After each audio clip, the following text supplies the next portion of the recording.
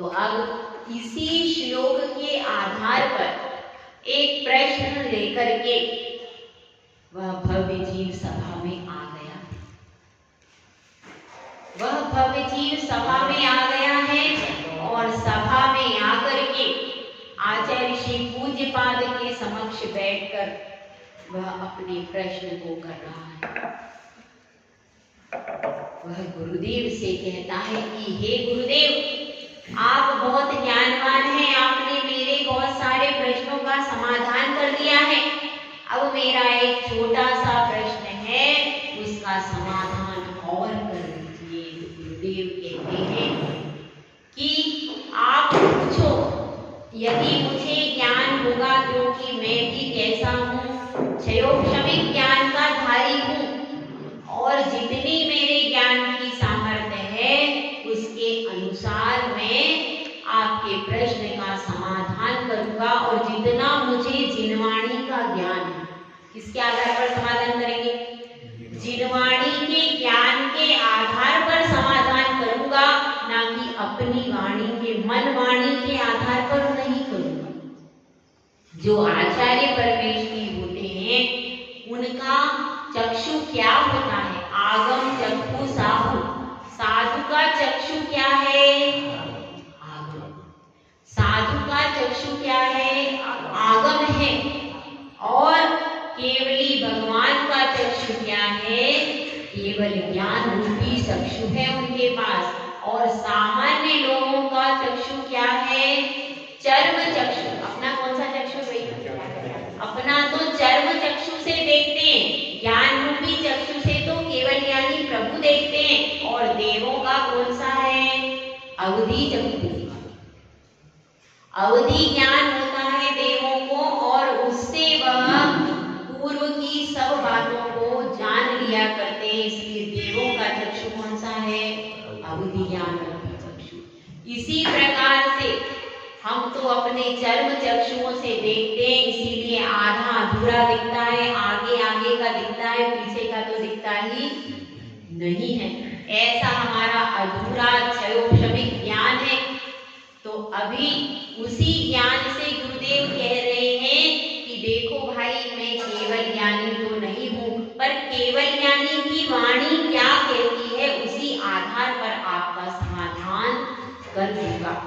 तो गुरुदेव से वह व्यक्ति प्रश्न पूछता है, भव्य जीव प्रश्न पूछता है कि हे गुरुदेव बताइए, आपने कहा है राग रहता है, मोह रहता है, मोह रहता है, और मोह हर जगह पर रहता है। मैंने बात मान ली, राग है। ठीक है, राग तो हम ठीक है उन लोगों से दूर हट सकते हैं, उन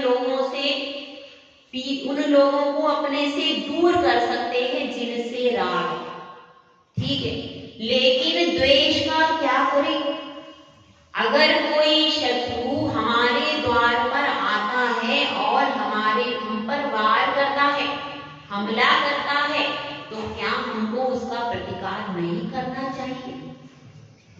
बताइए, अगर शत्रु आपके द्वार पर आता है तो उसका प्रतिकार करना चाहिए कि नहीं करना चाहिए? करना चाहिए कि नहीं? करना चाहिए, क्योंकि श्रावक के केवल एकमात्र कौन सी हिंसा का त्याग होता है भैया? श्रावक की बताइए। मात्र संकल्पी हिंसा का ही श्रावक का त्याग होता है, बाकी की 3 हिंसा का त्याग नहीं होता है। तो इस प्रकार से आपने तो कह दिया कि दोनों से राग द्वेष नहीं करना है, किससे? शत्रु से द्वेष नहीं करना है और मित्र से राग नहीं करना है। तो जब कोई हमारे द्वार पर आ जाए और हमें परेशान करे तो फिर हम क्या करें? उस परिस्थिति में उसका कुछ ना कुछ प्रतिकार तो करना पड़ेगा। या तो कोर्ट में जाओ या फिर कहीं और जाओ, कुछ ना कुछ प्रतिकार तो करना ही पड़ेगा। बिना प्रतिकार के वह शत्रु शांत हो जाएगा क्या? नहीं होगा। ऐसा ही वह भी कह रहे हैं भव्य जी कि भाई शत्रु कैसे शांत होगा? जब हम कोर्ट में अपील दायर करेंगे, मुकदमा लड़ेंगे और कुछ तब उसको जेल होगी, या फिर हमारे द्वारे पर आया तो तुरंत के तुरंत भी उत्तर देना पड़ेगा, तुरंत के तुरंत उत्तर देना पड़ेगा। बात समझने की यह है कि हमारे घर पर अगर कोई आता है, हमला बोलता है, तो हम उसका उत्तर देते हैं कि नहीं देते? देते हैं कि नहीं? देते हैं ना। हमारे घर की रक्षा करते हैं कि नहीं? करते। कोर्ट में भी जाते हैं, वकील के पास भी जाते हैं, तरह तरह से पूरी कोशिश करते हैं किस चीज की, कि हमारे घर पर कोई उपद्रव ना हो, हमारी बहू बेटियां सुरक्षित रहें। करते हैं ना, घर के लिए तो करते हैं ना हम सब। लेकिन जब हमारे क्षेत्र पर कोई कब्जा कर लेता है, तब हम जैन समाज क्या करती है? क्या पूरी जैन समाज, दिगंबर जैन समाज भी एकजुट होकर के वहां पर कुछ करती है क्या? क्यों? वो क्षेत्र किसका है? किसका है? फिर हमारी समाज केवल घर के लिए ही एकजुट है, क्षेत्र के लिए एकजुट नहीं होना चाहिए है? वहां पर क्षमा भाव नहीं रहना है भैया। हमारा विरोधी हिंसा का त्याग नहीं है। क्यों नहीं है? क्योंकि जब देव शास्त्र गुरु पर, क्षेत्र पर कोई संकट आए, उस समय आपको अधिकार है। किसको? श्रावक को, साधु को नहीं है। श्रावक को अधिकार है कि आप विरोधी हिंसा का आपका त्याग नहीं है, तो विरोधी हिंसा का प्रयोग कहाँ कहाँ कर सकते हैं? अपने घर में, अपनी दुकान में, अपनी फैक्ट्री में। यहाँ तो आप करते को बताने की जरूरत, लेकिन जो क्षेत्र है वो किसका है? उसके लिए तो आप कोई भी उपक्रम नहीं करते, पीछे हट जाते हो। हटते हो कि नहीं? अगर नहीं हटते तो आज गिरनार क्यों जाता? और भी क्षेत्र अभी गोमटगिरी भी है, तो उसमें भी बीच में से रास्ता देना पड़ा। क्यों देना पड़ा? हमने ध्यान ही नहीं दिया कि हमारे क्षेत्र की कोई देवी है और उसको पूज रहे हैं, और पूजते पूजते उन्होंने रास्ता बना दिया। देना पड़ा कि नहीं? देना पड़ा बीच में से रास्ता। तो ऐसे अपने क्षेत्रों के केवल हम वंदना करके आ जाते हैं, लेकिन उन क्षेत्रों की रक्षा के लिए कोई विशेष प्रयत्न नहीं करते हैं क्या? वो क्षेत्रों की रक्षा का, घर की रक्षा का दायित्व हमारा है। अपने परिवार की रक्षा का दायित्व किसका है? हमारा है। लेकिन इन क्षेत्रों की रक्षा का दायित्व किसका है? लेकिन फिर भी पूरी दिगंबर समाज एकजुट होकर के आगे आती है क्या? नहीं आती। अगर दूसरी कोई समाज होती है, पूरी समाज 1 मिनट में एकजुट होकर के पूरे शासन के तंत्र को हिला देती। हमारी समाज में एका है क्या? नहीं। हम पंथों में बटे हुए हैं, और छोटी छोटी बातों में, पूजा की पद्धतियों में क्या चढ़ाना है, इसको लेकर के विवादों में पड़े हुए हैं। लेकिन अपने क्षेत्रों को कैसे बचाना है, अपने क्षेत्रों में क्या क्या सुरक्षा व्यवस्था चाहिए, इसके लिए कोई कदम उठाने में हिचकते हैं। हिचकते हैं कि नहीं? सोचते हैं वो जो कमेटी है, कमेटी के पदाधिकारी जाने और समाज जाने, हम तो सिर्फ हमारा वंदना और दर्शन करके अपने कर्तव्य की इतिश्री समझ लेते। सही है कि गलत है? तो बात यहाँ पर यही चल रही है कि यह व्यक्ति कह रहा है कि क्या करूं मैं गुरु, जब शत्रु सामने आ जाए तो उसका तो मुझे प्रतिकार करना ही पड़ेगा। बिना प्रतिकार के वह शत्रु कैसे शांत बैठेगा? तो इसका उत्तर गुरुदेव 10वें श्लोक में दे रहे हैं। विराधका कथम हंत्रे जनाय परिकुप्यति, त्रयोंगलम पातयन पद्म्याम स्वयं दंडेन पात्यते। विराधका कथम हंत्रे जनाय परिकुप्यति, इसका अर्थ क्या है? जो विराधक है, यानी जिसने किसी का उपकार अपकार किया, वह कौन है? विराधक है। और उसको हंत्रे यानी कौन है? जो कि हत्या करने के लिए आया है, जो कि हमारे ऊपर एक तो वार करने वाला आया है और एक हम हैं। ठीक है, तो अब इसमें गुरुदेव यही कह रहे हैं, जिसने पूर्व में किसी कर्म का बंध किया है और उस कर्म के बंध के कारण एक व्यक्ति अपने हाथ में शस्त्र लेकर के अब उस कर्म के फल को देने के लिए आ गया है, तो उसके ऊपर क्या करते हैं? क्रोध करते हैं ना।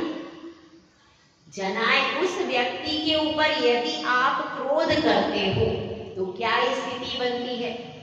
क्या स्थिति बनती है कि त्रयोंगलम पातयन पदभ्या, 3 अंगुली का एक होता है, क्या होता है? 3 अंगुल का एक होता है जिससे खेती में उपयोग किया जाता है, फावड़ा टाइप है, फावड़े से जैसा अलग ही होता है, उसका नाम कुछ और है, तो वो हल जैसा कुछ होता है, उसको समझ लीजिए। तो 3 अंगुल का वह होता है, उसको यदि अपन रख देते हैं तो उससे क्या हो जाता है? जैसे ही उसके बीच वाले फल पर पैर रखते हैं वो अपने सिर के ऊपर गिर जाता है और उससे अपना ही घात हो जाता है। तो इसी प्रकार से यह कह रहे हैं, त्रयोंगल पातयन, उस 3 अंगुल को यदि पैर के द्वारा हम गिराते हैं तो स्वयं डंडे के द्वारा, उसका डंडा यदि हम उसके ऊपर पैर रखेंगे तो उसका डंडा हमारे सिर पर गिर जाएगा और उस डंडे से हमारा सिर फट जाएगा। तो इसलिए यहाँ पर कह रहे हैं कि आपने पूर्व में ही अशुभ कर्म किया, अब उस अशुभ कर्म के फलस्वरूप कोई व्यक्ति आपको मारने के लिए आया है। अब यदि आप पुनः उस पर क्रोध करोगे, कषाय करोगे और उसके ऊपर वार करोगे तो क्या होगा उसका परिणाम? उसका परिणाम यह निकलेगा कि पूर्व का कर्म तो था ही, नवीन कर्म और बंध जाएगा। तो मतलब पहले का तो भुगतना ही पड़ेगा और नया और कर्म का सृजन हो जाएगा। यह यहाँ पर आचार्य परमेश जी कह रहे हैं कि सर्वोत्तम उपाय क्या है? किसी भी शत्रु को अपन मार देंगे, आज उसने हमको हमारे लिए शस्त्र लेकर के आया और यदि हम उसे शस्त्र से घात कर देते तो उससे क्या होगा? अगले भाव में पुनः वह शस्त्र लेकर के आएगा और ये परंपरा चलती रहेगी, वैर की परंपरा। इसीलिए उस व्यक्ति को अपन तत्कालीन तो करना ही पड़ेगा। यदि विरोधी आया है तो उसका उत्तर तत्कालीन तो करते हैं हम, लेकिन उस तत्कालीन उत्तर से करते ही हैं और करेंगे। उसमें मैं ये नहीं कह रही कि विरोधी का प्रतिकार नहीं करना। जो हमारे देव शास्त्रों पर, क्षेत्रों पर जितने भी अतिक्रमण हो रहे हैं उनको तो बचाना है, घर को भी बचाना है, लेकिन वो टेम्परेरी सॉल्यूशन है। हमेशा का सॉल्यूशन, परमानेंट सॉल्यूशन नहीं है। टेम्परेरी चीजें, टेम्परेरी सॉल्यूशन होगा। हाँ, हमारे जो क्षेत्र हैं वो प्रोटेक्ट हो जाएंगे, हमारा घर प्रोटेक्ट हो जाएगा, लेकिन कब तक? कब तक? ये टेम्परेरी, घर भी टेम्परेरी है, क्षेत्र भी टेम्परेरी है, तो कुछ समय तक वे प्रोटेक्ट हो जाएंगे। उसके बाद लेकिन वह शत्रु तो है और वह शत्रु पुनर्वार भी कर सकता है। तो इसीलिए टेम्परेरी सॉल्यूशन होगा, लेकिन अगर हम अपने कर्म को ही क्षय कर देंगे तो ये फाइनल परमानेंट सॉल्यूशन हो जाएगा। ये कह रहे हैं कि आपकी दृष्टि, उनकी दृष्टि टेम्परेरी सॉल्यूशन के ऊपर नहीं, हमारी दृष्टि किसके ऊपर रहती भैया? टेम्परेरी सॉल्यूशन के ऊपर दृष्टि रहती हम लोगों की, रहती है कि नहीं? अभी वर्तमान में कोई जीव आया है मारने के लिए तो हम तुरंत उसका टेम्परेरी, उस समय पर क्या करना है, बस उस स्थिति को, आपातकालीन स्थिति को, वर्तमान स्थिति को कैसे संभालना है, बस हम इतना ही सोचते हैं। लेकिन गुरु शिष्य से 10 हाथ आगे चलते हैं। वह केवल आज की नहीं सोचते, वह कल की, भविष्य की पूरी योजनाएं उनके दिमाग में चलती है। तो इसीलिए वे कह रहे हैं ये तो आप प्रतिकार करोगे, लेकिन यह प्रतिकार केवल टेम्परेरी सॉल्यूशन होगा। एक शत्रु ने आज अतिक्रमण करना बंद कर दिया, फिर हो सकता है 10 साल के बाद कोई और शत्रु आ जाए और पुनः अतिक्रमण कर दे या हमारे घर पर हमला कर दे। हो सकता है कि नहीं? हो सकता है।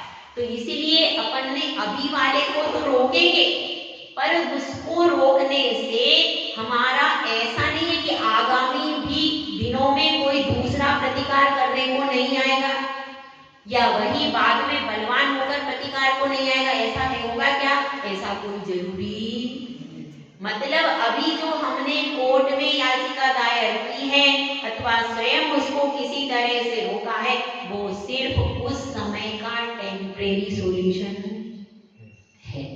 परमानेंट सॉल्यूशन क्या है कि जो कर्म आपने बांधा था, जो आपने कर्म बांधा था और उस कर्म के उदय के कारण वह व्यक्ति आपको मारने के लिए आया, अब वह मारने के लिए आया है तो उसके ऊपर क्रोध करना उचित नहीं।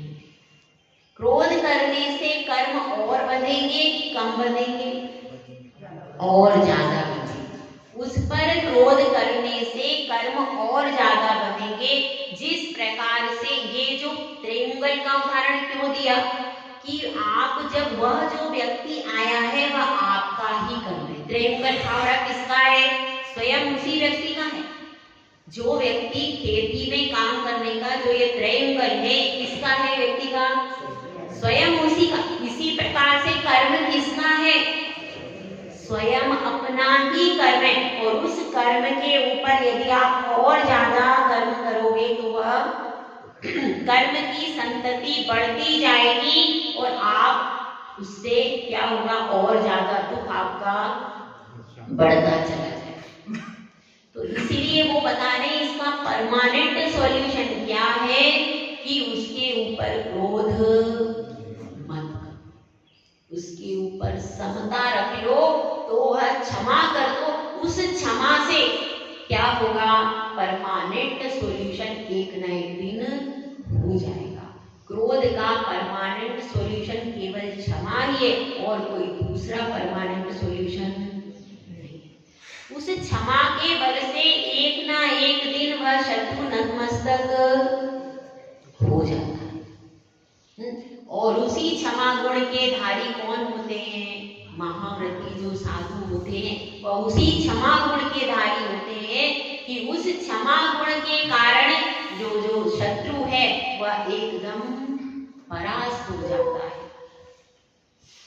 तो इसीलिए कहते हैं कि विरोधी को काहे से अपन कर सकते हैं? अग्नि को अगर शांत करना हो तो जल लेना पड़ता है, जल से ही वह अग्नि शांत होती है। घी से वह अग्नि कभी भी शांत होती है क्या? विपरीत वस्तु चाहिए। अग्नि जल रही है तो उसके लिए जल की शीतलता चाहिए, शीतल जल उसको डालेंगे तभी वह बुझ सकती है। तो इसी प्रकार से हमको यहाँ पर समझना है कि अगर शत्रु का टेम्परेरी सॉल्यूशन तो हम करते हैं, लेकिन वह प्रतिकार केवल टेम्परेरी सॉल्यूशन है। उसका परमानेंट सॉल्यूशन क्या है? क्षमा। क्षमा का उसका परमानेंट सॉल्यूशन है। और जो मुनिराज होते हैं वे कहते हैं भैया किस किस से कब तक लड़ते रहे, न जाने कितने शत्रु हैं, न जाने कितने कितने जीवों का मैंने अपकार किया है, अभी तक कोई लिस्ट पता नहीं है। एक से लड़ते हैं तो दूसरा आ जाता है, दूसरे से लड़ते हैं तो तीसरा आ जाता है। ये तो परंपरा चलती रहेगी। इस परंपरा को छेदने का क्या उपाय है? यह उपाय है कि दीक्षा धारण करके महाव्रती बन के उत्तम क्षमा धर्म का पालन करो। यह इसका परमानेंट सॉल्यूशन है कि नहीं? और उसी बात को यहाँ पर बता रहे हैं। वे कहते हैं कि सुनो, उस भव्य जीव से कहते हैं तुम शत्रु का किस शत्रु का कब तक प्रतिकार करते रहो? अनादिकाल से न जाने कितने हमने शत्रु बनाए और न जाने कितने मित्र बनाए, कोई हिसाब किताब बता नहीं है। हम सोचते हैं आज इस शत्रु को शांत कर दिया है, कुछ समय के बाद दूसरा सिर खड़ा कर देता है, दूसरे से निपटते तो तीसरा आ जाता है, तीसरे से निपटते तो चौथा। जो मित्र है वही शत्रु बन जाता है। घर में कभी कोई अपनी बहुत अच्छी सहेली थी, बहुत अच्छे से रहती थी, घुल मिल के रहती थी, बड़े प्रेम से रहती थी। अचानक उसका क्या हो गया, किसी बात से हमारा उसका झगड़ा हो गया और वही अब इतनी शत्रु बन गई है कि आपकी पूरी बातें उसको पता थी, तो अब वह पूरी बातें पता थी तो अब वह सब जगह तुम्हारी बुराई करती घूम रही। तुम जो काम में हाथ डालते हो तो तुरंत उस काम को खराब कर देती। तो इसी तरह से कभी कभी मित्र लगने वाला व्यक्ति, कई बार मीठा बोलने वाला व्यक्ति भी शत्रुता निभा देता है। तो ऐसी तरह से और शत्रु भी वास्तव में वही होते हैं जो हमारे पहले विश्वास पात्र रहे होते हैं, क्योंकि जितने भी उपसर्ग किए हैं वो सगे संबंधियों ने किए। सही है कि गलत है? सही। वही बदला लेने के लिए रूप बदल करके आ जाते हैं, तो इसलिए वही तो शत्रु, जो उपसर्ग करे वो मित्र है कि शत्रु है? शत्रु है। तो देखिए महावीर भगवान पर किसने उपसर्ग किया? उनके मौसी के लड़के ने। ज्येष्ठा उनकी कौन थी? मौसी। और उसी के पुत्र ने, मौसेरे भाई ने उनके ऊपर क्या कर दिया? उपसर्ग कर दिया। पार्श्वनाथ भगवान के जीव पर किसने किया? उनके सगे भाई ने। और भी देखिए सियालनी कौन थी? माता। और शेरनी कौन थी? भाभी। सब उनके सगे संबंधी ही क्या बन गए? शत्रु बन गए। और इतने शत्रु बन गए कि उस जीव का मरण कर दिया। बताओ, जो अपने सगे संबंधी तो अपनी रक्षा करते हैं, माता तो रक्षा के लिए होती, उसी माता ने उनका मरण में कारण बन गई। तो इसलिए कहते किस किस शत्रु का कब तक प्रतिकार करें? पूरी जिंदगी में न जाने कितने कितने शत्रुओं का हमने आपका क्या कर दिया? अपकार किया, उनसे बचे, लेकिन आज भी अपने शत्रु नष्ट हो गए क्या पूरे? और घर में ही जरा सा विवाद हो जाए तो तुरंत जो मित्र है तुरंत शत्रु बनने के लिए तैयार हो जाता है। तो इसलिए यह समझना चाहिए कि यहाँ पर उन्होंने परमानेंट सॉल्यूशन जो है उसके ऊपर दृष्टि करी है कि परमानेंट सॉल्यूशन करो तो उससे क्या होगा? आपके जो मूल कर्म है वह मूल कर्म को नष्ट करो। वास्तव में हमारा मूल शत्रु कौन है? कौन है मूल शत्रु भैया? अष्ट कर्म ही मूल शत्रु है।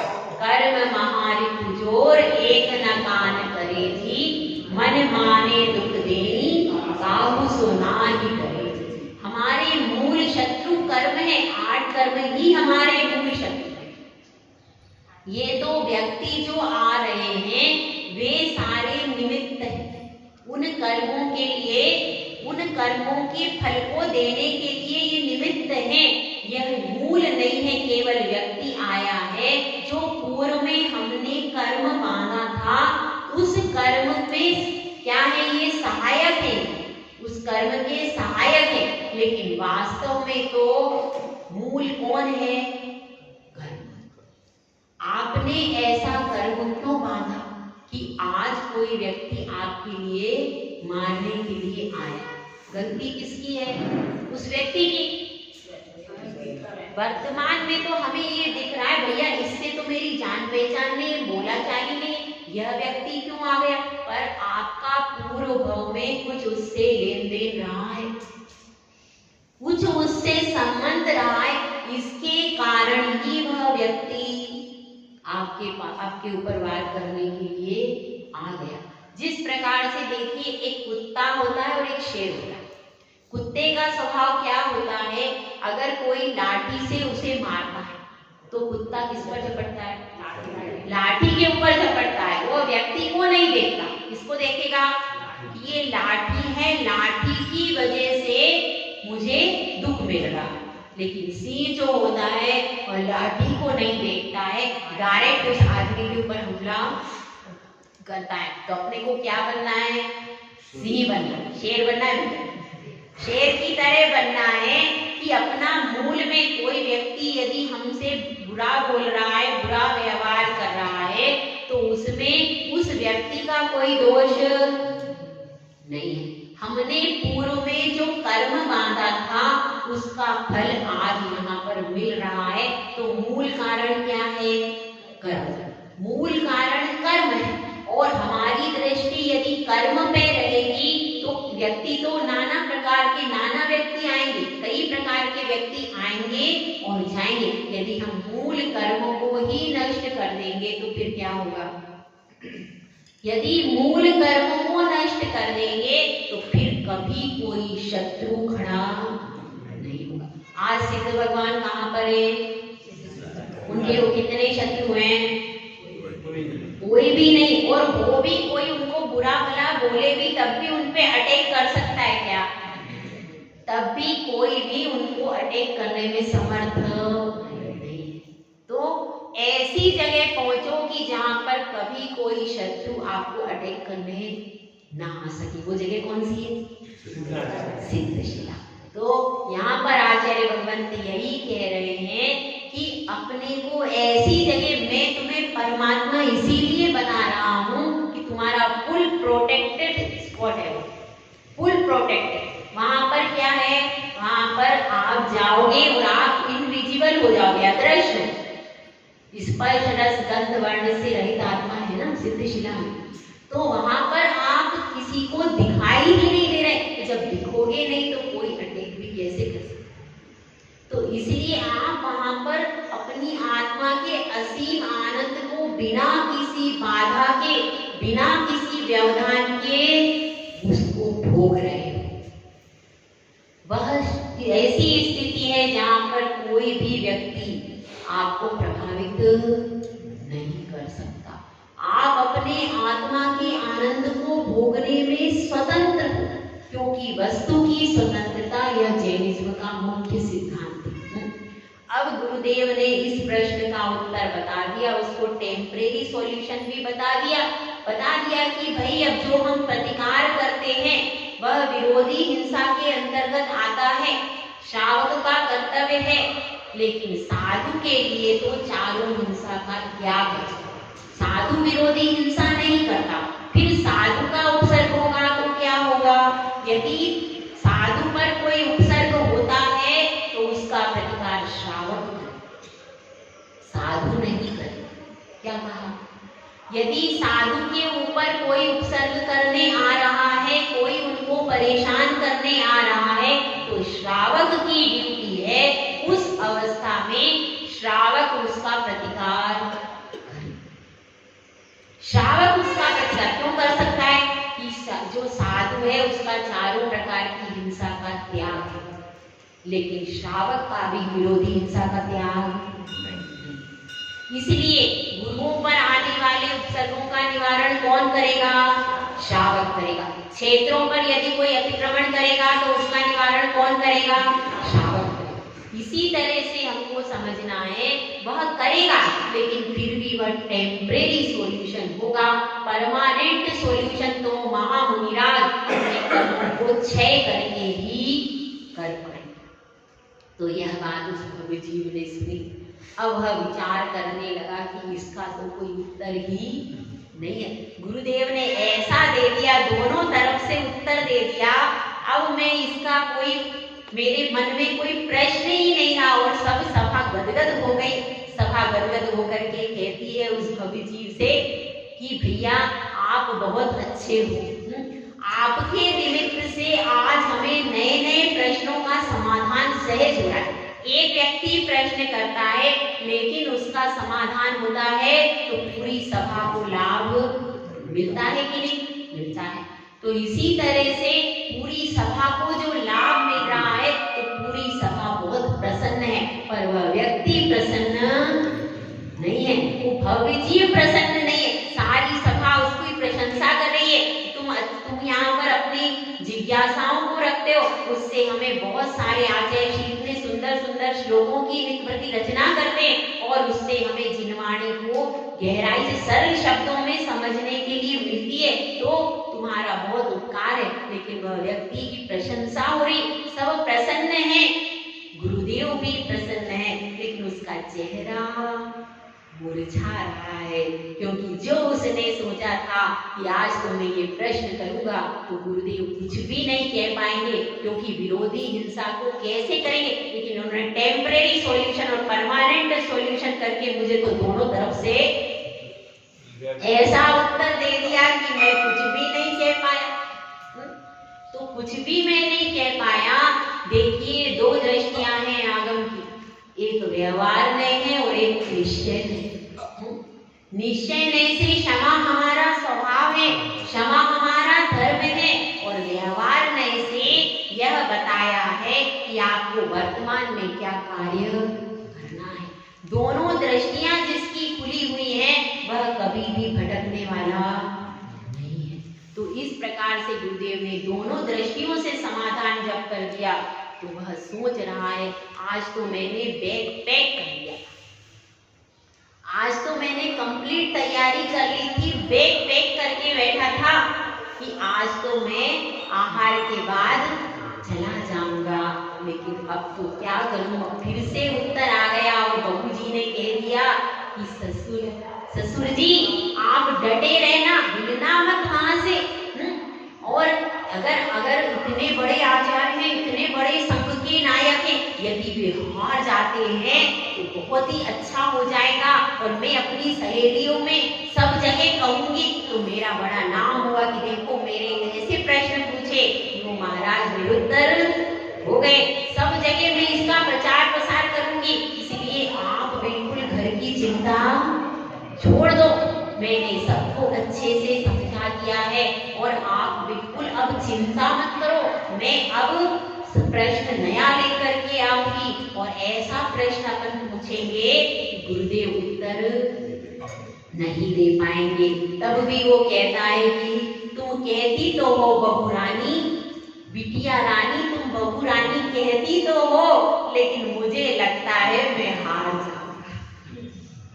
क्या कह रहा है कि मुझे लगता है, क्योंकि गुरुदेव बहुत ज्यादा ज्ञानी लगते हैं, कैसी भी बॉल मारो वो कहीं से भी सिक्सर लगा देते हैं। क्या करें, पता नहीं कैसे उनका ज्ञान है, कौन कौन सी युक्तियां लेकर के आ जाते, कहां से नए लेकर के आ जाते हैं, ऐसे आगम के तर्क प्रस्तुत करते हैं कि मेरी बात का ऐसा समाधान देते हैं कि पता ही नहीं चलता कि मैं अब प्रश्न कैसे पूछूं। तो वह कहती है बहू रानी कि ससुर जी आप घबराओ मत, अभी तो थोड़ा सा ही समय हुआ है, 10 ही प्रश्न आपने पूछे। अगर आप इतनी जल्दी घबरा जाओगे तो कैसे आगे काम होगा, कैसे अपन जीतेंगे। अपने को तो जीतना है, कोई बात नहीं, 10 ही प्रश्न तो अपन हारे, 10 बॉल से हार गए, कोई बात नहीं, आगे भी तो चीजें हैं। आप बिल्कुल मत घबराओ, मैं आपके साथ में हूँ। और अपन दोनों, वो तो अकेले हैं आचार्य, अपन तो 2 हैं, अपन दोनों ससुर और बहू मिलकर के क्या करेंगे, दोनों मिल करके उनको हरा देंगे। ऐसा जब कहती है तो उसको भी थोड़ा सा ढाढ़स बनता है, वो सोचता है कोई बात नहीं, अभी तो केवल 10 दिन ही हुए, 10 ही प्रश्न मैंने पूछे, हो सकता है आगे किसी प्रश्न पर क्या हो जाए, वो निरुत्तर हो जाए। यदि वो निरुत्तर हो जाएंगे तो क्या होगा, सब जगह मेरी धाक बन जाएगी कि विद्वान कौन है, हम विद्वान हैं और वे अज्ञान, ऐसी धाक बन जाएगी। इसलिए यह बहुत अच्छी घटना हो जाएगी, इसलिए अब मैं यहीं पर रुकता हूँ और फिर से तैयारी करता हूँ। शाम को बहू से पूरी बात करके हम दोनों प्रश्न सेट करेंगे, दोनों अच्छे से अच्छा प्रश्न सेट करेंगे कि गुरुदेव उलझ जाएं और हम सुलझ कर घर में चले जाएं। तो ऐसी प्लानिंग चल रही है और वो व्यक्ति प्लानिंग कर रहा है कि गुरुदेव एकदम सहज है, सामान्य है, ध्यान में लीन है, क्योंकि जो ज्ञानी जीव होता है उसको कोई विकल्प से भी कोई मतलब नहीं है। वह तो सोच रहे हैं इस भव्य जीव के निमित्त से जो ये सभा सजी हुई है, न जाने कितने जीव वैराग्य को प्राप्त हो रहे हैं, और एक जीव उनके पास आता है और श्रीफल चढ़ा देता है, हे गुरुदेव आपकी दिव्य देशना से मुझे वैराग्य हो गया, और वह श्रीफल चढ़ा देता है। मतलब वह तो वहीं बैठा है, लेकिन एक जीव आकर के गुरुदेव से दीक्षा की प्रार्थना कर चुका है। तो इसीलिए गुरुदेव सोचते हैं कि क्या होगा इस देशना से कितने सारे जीव संसार समुद्र से तिर जाएं। संसार समुद्र बहुत गहरा है, खारा है, भयानक है। अगर इस संसार समुद्र से कोई जीव तीरना चाहता है, किसी जीव का कल्याण हो जाए तो बहुत अच्छा है। ऐसी परोपकार की भावना से गुरुदेव एकदम सहज फिर ध्यान में लीन हो गए। जय गुरुराज सुंदर सागर महाराज की।